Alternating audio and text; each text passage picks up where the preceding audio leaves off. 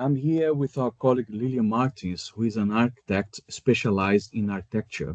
She has helped deliver several projects in many sectors and with different scales as well. She's also a lecturer at the University of Nottingham as well, and Roehampton as well. And she's also from Brazil, from São Paulo, and she's a chartered engineer as well and member of the CBC. So, Lilian, it's a pleasure to have you here. Thanks for joining us in this podcast. Thank you for having me, Rodrigo. Great stuff. So, as you can see, I have my background here, very green, which is, to in the own of Lilian about sustainability. It's such important topic, such important issue that we live in our planet, and it's great to have you here, Lilian, to learn more about that Thank you. experience. So I know you are an architect, as I said here. So you specialize in sustainability, which is a hot topic. It's a nice link between architecture and sustainability. So tell us, how have you end up in sustainability consultancy? What really made you to navigate into that path, really? Rodrigo, is a long journey, I have to say. I studied architecture back in Brazil, and I practice. I've designed some buildings, some interior design places, and I was questioning myself at the time that I wanted to study more. I wanted to progress with my studies. I'm a very curious individual, so I wanted to study more, and I started asking myself where to study, if it was in Brazil or outside Brazil. Then I found this course at the University of Nottingham at the time, that it would respond to the questions I had in mind about sustainable buildings and how to address. And then I came to the UK with a scholarship from Santander at the time to do this master's in sustainable building technology. And that was a turning point in my career because the master's degree I did, it was a master's of science. Mhm. And then the turning point was because I started practicing sustainability consultancy, where architects were my clients actually at the time, still are. And so I changed the nature of work by being a sustainability consultant in a multidisciplinary engineering company. And that has been for the last 4 years of my career. Oh, wow. Interesting how things led to another, and yeah, it's a very interesting combination between architecture and sustainability, which is Definitely. it's very core, Yes, isn't it? as I said, my main clients are architects, and I work really well with architects because I understand the way they conceive buildings and the Mhm. line of thinking of the conceptual design. And I think the most magical thing is how to implement sustainability measures at the concept design, because sustainability is not an add-on on the building. It should be from the concept design, from the very first draft that you put on paper to explain your idea should be embedding sustainability in it. And that is my real passion, guiding architects, guiding students at the University of Roehampton to then express themselves in a sustainable way. Oh, that's interesting, and I completely agree. And yeah, such a core discipline that must be in the early stages, together with the others like fire safety, for example, and structures and everything. I completely agree. If you don't mind, so can you tell us about more about your expertise as well, in the architecture focus on the sustainability? So I know that you've been worked with environment design, low energy build design, modeling as well, correct? Thermal modeling. So can you perhaps just touch base on that Of to share course, with us? Rodrigo. The last 4 years of my career, I've been gone through loads of analysis that you can imagine, such as thermal performance analysis on buildings, daylighting analysis. And as I said, early stages, combine these strategies at early stages are very crucial, really key to the design, for the success of the design. And then I also carried out some environmental certifications such as BREEAM, more focused on BREEAM, some lead assessments in some pre-assessments in Brazil. Then there is a standard called well standard, for well-being. That's very interesting. It's another Nice. Yeah. side of sustainability that is not only related to carbon or energy efficiency. And lately, I would say in the last 3-4 years, I've been focusing on whole life carbon and circular economy. That is one of the requirements for the Great London Authority, to get projects, some limits of embodied carbon and whole life carbon. And that's what I've been doing most recently. Oh, interesting. It's interesting. It's linked to the kind of rationale that I was thinking as well when we were talking before. So I guess so you've been for a while now in this industry. Is it right? So it's 13 years. You said so. Is it right? Um, Yes. yeah. And so based on your based on your experience, what are the main challenges that you might find in this area to implement these, let's say, certificates or anything else that you find that you want to share? I think one of the key challenges is engaging the design team. The Mm, design team should work hand in hand to address these strategies all together. So that is one of the challenges. So the team should be working together since early stages. And that's why I keep telling this message to my students as well, because at the university, they should work in collaboration as well to learn how to move this to industry. Engagement of the client and design team to understand the key points of sustainability and how to address that collectively, because it's just no one discipline. Rodrigo, I think you remember the old days that the architect was um, it was really based on the architect solution, and nowadays you cannot design a building without thinking of fire safety, without thinking of the facade, structure, and in the carbon, energy, the daylighting, and so on. So it's about a collaboration. So I yeah. think that is the key challenge, is engaging the team and making them work from day one in a collaborative approach. No, absolutely spot on. I completely agree. Yes, all the core disciplines they must be really well integrated from early stages, and yeah, absolutely agree. So having said that, so I believe then you do teach to your students all of these items and challenges were, I suppose. And within that, I maybe you can share your thoughts. You just mentioned some of the credentials there, or yeah. So why do you think these credentials of the sustainability credentials they are so important for buildings? I mean, there is like a rationale behind that. What's your views on this? If someone is Um, actually learning about these credentials, why are they so important? Because we see this BREEAM and then we see LEED and many others as well. Why are they so important for building? Yeah, well, the reason I think that they're important is, I mean, the importance is doing a right job on the building, more than the certification. But the certification has some thresholds Mhm. to establish some of the scoring for the building, and then you can say that this building is particular level, let's say BREEAM excellent or BREEAM outstanding, because it's gone through a process and has gone through a third-party process as well for quality assurance. So it's something that you can measure, because when you say, oh, this is a sustainable building, why is it sustainable Mm. building? It's because it saves water, save energy. How much energy does it save? What is the thermal comfort criteria? And so all of these certifications, they come into place to give some reassurance on scoring based on a metric, let's Mhm. say. That's how you say is a sustainable building, or.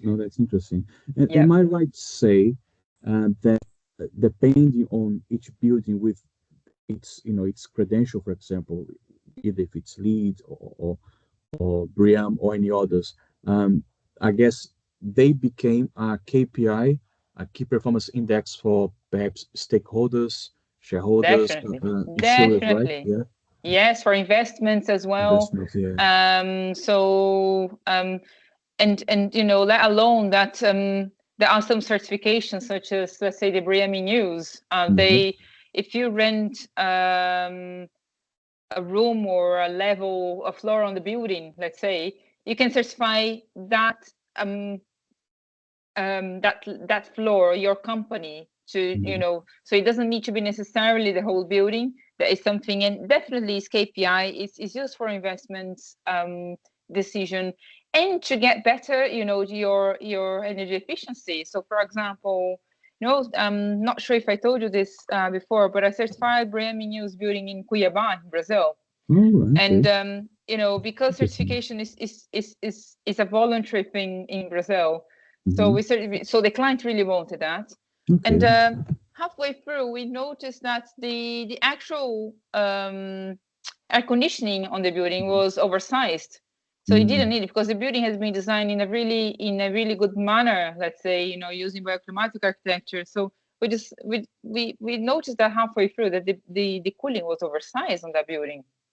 So with some measures, the client we help the client to save energy, and that is is direct in their pocket, in their in their bills. Oh, wow, that's interesting. And this made me think, that's this, correct me if I'm wrong, these two sustainability certificates, BREEAM and LEED, they're probably the main ones, or maybe the most well-known globally. And am I right to say that perhaps LEED is globally more applied because of is that right? I mean, is that could you explore more about that? Yes. So BREEAM has been launched in early 90s for office buildings, and LEED came around 19 years later than that. But LEED had an approach, an international approach, by recognizing the regions, because I think when you talk about sustainability, it's really important to understand where you are designing, where you're proposing the building, to then do this environmental assessment. So BREEAM took a long time to actually expand internationally. So most of BREEAM projects are UK registered projects. One is now the certification is voluntary, but has been required by planners, so it's actually not voluntary. So you have to to do the certification in this case. So vast majority of registrations are in the UK, and there are some international adaptations of the BREEAM manual, but LEED, they've expanded much quicker internationally by recognizing the local dynamics and how the priorities of the areas for assessment. Taking an example of the energy assessment that LEED uses, ASHRAE. In ASHRAE 90.1, that is the energy standard. They already recognize different locations, and so that makes things much easier. Whereas the BREEAM is based on the Part L of the UK building regulations, so it's only UK. Don't use Part L elsewhere, as far as I know. So yeah. Gosh, that's interesting. So I didn't know that. So it does make sense. So it's essentially to adapt to the local region, to the context of the way the weather is one factor, and the way people build their construction, their buildings there is different as well. So it needs to be adapted. Exactly. And then if you think that some areas, in the globe that energy is less of a hassle than water, for example. So and BREEAM has some weightings for this, which it doesn't make a sense when you apply internationally using the UK manual. That's why they have the different manuals elsewhere. They have now BREEAM Spain, BREEAM Netherlands. So there are adaptations, and BRE, they do accept. When I was doing the project in Brazil, for example, there were many questions because we don't have a manual for Brazil, but they do when we submit some standard that is used in Brazil and ask for the transferring, they do accept. So they are much more flexible on that as well. Yeah. No, that's very, very insightful as well, and very logical, and I think in many other disciplines as well, we can see, we think about, let's say, standards, or not only guidance, but let's say standards, when they try to use a good standard that actually is a good standard for that particular reality and region, but it needs to be thought before when you want to apply that rationale to another region. So adaptation is probably the key word there. Definitely. Yeah, Yeah. interesting. Yeah. I agree. Interesting. And so, with this context now that we talk about the sustainability, the credentials that we have in the sector, um, in your view as an architect, who is specialized in sustainability, what's your ideal sustainable building? And if I can even just two questions, if I may, what's your ideal sustainable building, and what is a sustainable building? Before that, what is a sustainable building? Yeah. It's a building that understands its local context to start with, because understanding the local context and the local weather, the local climate, then you should design in line with the local climate. Let's remember, vernacular architecture is the most sustainable building. But vernacular architecture, when you see vernacular buildings, we have different demands nowadays. We have to work, we have equipment, so we have different demands. But if we look, vernacular architecture is the most sustainable type of building that we can imagine, using local sources.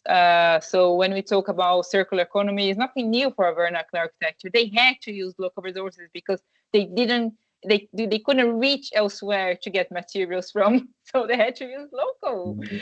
And so when you look at vernacular architecture, it gives many responses to what we call sustainable buildings nowadays. But what I really a standard that I really like seeing applied in buildings is a standard called passive house. Mhm. So it's a building that doesn't need or using many very low heating. For example, it's really well insulated. There is no leak through the junctions or through windows, so it's very robust building, using a lot of insulation, using triple glazing. But on the other hand, you don't use, you rarely use heating on that building, or very less heating that you use on a typical building. So the passive house is a real it's a very good standard to use for buildings, because it's really efficient by design. And yeah, just been to the passive house conference, I think 2 weeks ago, and it was amazing to see how many projects are implementing now, how the UK is moving to a more of a passive house approach. But we still need a lot of take on our regulations and local policies to implement that throughout. That's interesting. No, it's a lot to really, for me as well, to learn from all the insightful information here. So yeah, so interesting to see your views about sustainable buildings. And so, in your area and with your experience, and how do you see the sustainability, let's say, if I might call the sustainability arena or the sustainability sector progressing? Do you see any specific trends on the certifications, or maybe trends on how we are conceiving and developing projects within that path? Do you see anything that you think is going to happen, or is happening anyway? Yeah, so yes, I see. We have to be net zero by 2050, right? And we have very stringent targets to reach that. Few days ago, the net zero standard, a still pilot, came out. So the net zero is clarifying what is the concept of net zero. It's not only about energy consumed in the buildings, not only the operational energy used, but also the materials that are brought to that building to build the building, and how the building reacts to the replacement cycle of materials, for example, bringing more carbon footprint or energy. So I believe we are moving towards now net zero, and we really need to put a focus on the net zero strategies and understanding how to do these studies, because nowadays for example, I use a software to do embodied carbon analysis. Um, But we don't actually have a training, a mandatory training for that, Mm. as you know, as we speak. So I think we have to move towards understanding more of embodied carbon, whole life carbon in buildings, and then addressing that through design as well. And the certifications are also evolving to align with you know with this BREEAM. The new BREEAM version 7 is coming to place now, is being released, aligning with these metrics. So justifications must follow this, you know, these metrics, and they should work together towards the net zero strategy. But we have a big, a big challenge ahead of us, which is decarbonizing the grid and understanding the impacts of the building construction and operational energy within. No, interesting. No, thanks for sharing that, Lilian. Um, so if I might also perhaps just to get some of your insightful thoughts and you know based on your experience and expertise, um, because you got experience working in different regions, you got experience working, for example, in South America and also in Europe, more specifically in the UK. Do you see? It's a very probably very obvious question, but I just want to probably point this out as well. Do you see a big gap between some of these regions, or if not, what, and if there is actually, what is your views on how to perhaps make things more um, perhaps closer or in a more standardized way, if it's possible. If not, I don't know. So What I think is that there are some different priorities in different regions. You know, as I said, you know, for the certification, for example, and is the same for net zero. So if you take an example of Brazil, we have a very clean matrix of energy, for example, but it yes, doesn't mean that we don't. You know, our cities are growing. We have other demands.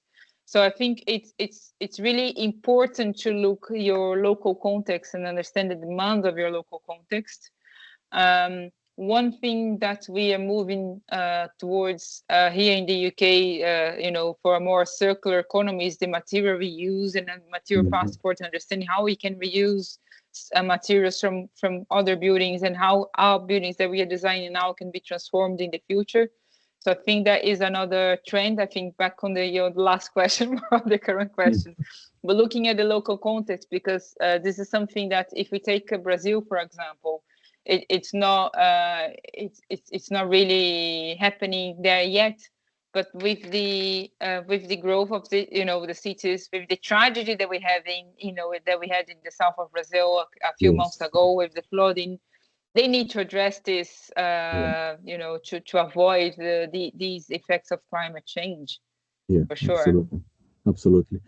Lily, I think, I mean, we could, carry on here with so many more points and topics. And I would suggest perhaps, because it's such a hot topic, it's very important, in our planet. And it's so many, there are so many informations to digest, I suppose. Perhaps we can even have this another, a second, I would say, round to explore more things about this topic. And, but yeah, so, Lilian, thanks so much for your time. I appreciate that, and it's love talk to you and learn as Thank well in you. your Thank you area. for having me, Rodrigo. And that's for sure. We can set different sessions to talk about, topics of well-being. Because Absolutely, obviously, yeah, I mean, there are many things to explore, and I'm happy to do that. On absolutely. The well-being with the well certificate, which I think it's another very important topic, because I mean, I'm being cheeky now with my own thoughts. I think a sustainable building or environment needs to be it needs to provide wellness and well-being for the end exactly, user. And then exactly. if it doesn't provide that, is it sustainable? But that's me just maybe give some food for thought anyway. But Yeah. okay, lovely. Well, we speak soon anyway. Thanks so much, Elena. We speak Thank you. soon, Rodrigo. Thank you. Thank you. Bye. Vou fechar aqui, tá? Então, tá.